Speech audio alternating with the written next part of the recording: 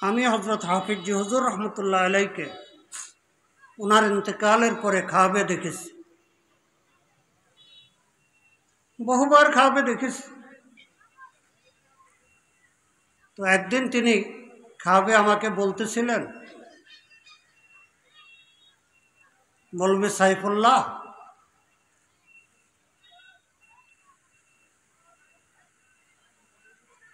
সলুকের এই রাস্তা, আল্লাহকে পাওয়ার জন্য যে মেহনত করা, এটাকে সলুক বলা হয়।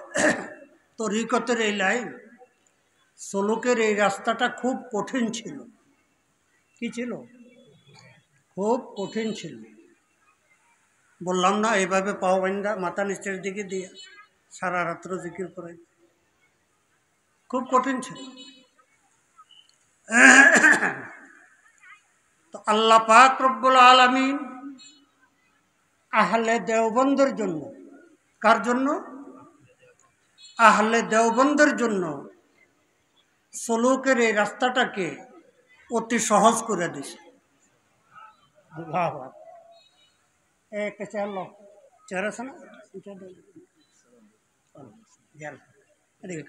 না না না, আমার হুকুম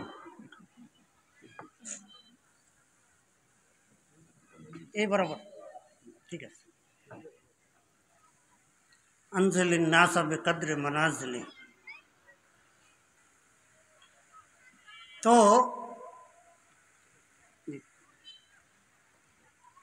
হযরত হাফিজ জি হুজুর রহমতুল্লাহ আলাইহির মাধ্যমে কি পাইলাম? যে আলমে বরজখ থেকে মুর্দাগণ যেই কথাগুলো বলেন, এগুলো যদি শরীয়ত মোতাবেক হয়, শরীয়তের খেলাফ না হয়, তাহলে গ্রহণযোগ্য। এখানে তো অন্য কোনো আদেশ নিষেধ না। তিনি একটা সংবাদ দিলেন, খবর পৌঁছাইলেন যে তরিকতের সলুকের এই লাইনটা খুব কঠিন ছিল। আল্লাহ পাক রব্বুল আলামিন আহলে দেওবন্দের জন্য এটাকে কি করছেন? সহজ করছেন।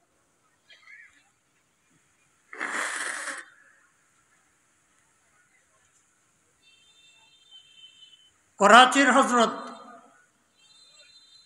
হাকিম আক্তার সাহেব রহমতুল্লাহ আলাই, হজরত হাফিজ জি হুজুর রহমতুল্লাহ আলাই হজের সফরে উনাকে এবং হজরত মাওলানা শাহ আবরারুল হক সাহেব, এই দুইজনকে হেরেম শরীফে দাওয়াত দিয়েছিলেন বাংলাদেশে আসার জন্য। তো বাংলাদেশে আইসা পুরা বাংলাদেশ সফর করছেন হাফিজ হুজুর রহমতুল্লাহ আলাই ওনাদেরকে সাথে নিয়ে। এরপরে করাচির হজরত হাকিম আক্তার সাহেব হুজুরকে হজরত হাফিজ হুজুর রহমতুল্লাহ আলাই দাওয়াত দিলেন রমজানে আসার জন্য। তো উনি এয়ারপোর্ট থেকে সোজা রমজানের 2-4 দিন আগে লালবাগ মাদ্রাসার অফিস রুমে এসে বসলেন। বিরাট বড় রুম, অনেক উলামা ইকরাম। সেখানে আমাদের ওস্তাদ হজরত মাওলানা আব্দুল মজিদ ঢাকুবি হুজুর, বড় মুহাদ্দিস সাহেব হুজুর হেদায়েতুল্লাহ সাহেব হুজুর, হজরত মাওলানা সালাউদ্দিন সাহেব হুজুর, আরো বড় বড় উলামা ইকরাম। তিনি সেখানে আধা ঘন্টার মতো কথা বললেন। সেখানে তিনি এই কথাই বললেন যে আল্লাহ ওয়ালা হওয়ার জন্য তাহাজ্জুদ পড়তে হবে, শেষ রাত্রে উঠে জিকির করতে হবে, চাশত আওয়াবিন করতে হবে, ইশরাক পড়তে হবে, এত পারা তেলাওয়াত করতে হবে। এটা কোথায় আছে দলিল আমাকে পেশ করে।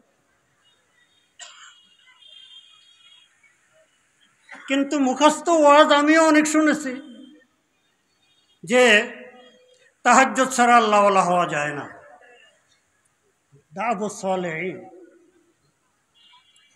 কিন্তু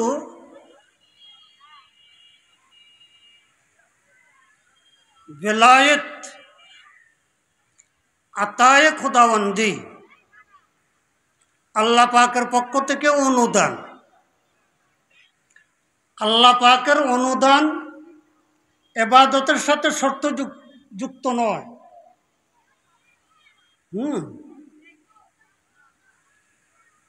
সরকারের পক্ষ থেকে কাউকে যদি রিলিফ দেওয়া হয়, ওখানে কোনো শর্ত থাকে না, এত টাকা জমা দিতে হবে, এই করতে হবে, তাহলে রিলিফটা দেওয়া হবে।